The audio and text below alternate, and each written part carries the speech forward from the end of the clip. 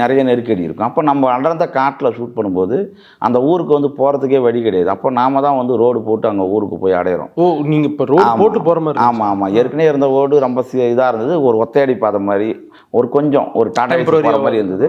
அதை அந்த பள்ளங்களெல்லாம் ஓரளவு சரி செய்து நம்ம போனோம். அப்போது அங்கே வந்து யானைகள் அதிகம். அப்போ ஒரு ஆர்டிஸ்ட்டை வந்து ஒரு 8 மணிக்கு முடிஞ்சிச்சு நைட்டுன்னா அவங்கள தனியாக அனுப்பிட முடியாது அந்த காரில்.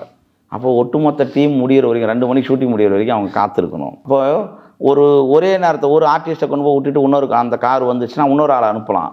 ஆனால் அப்படி பண்ண முடியாது. எல்லாரும் ஒரே நேரத்தில் அனுப்பும்போது அதிகமான கார்கள் தேவைப்படுது.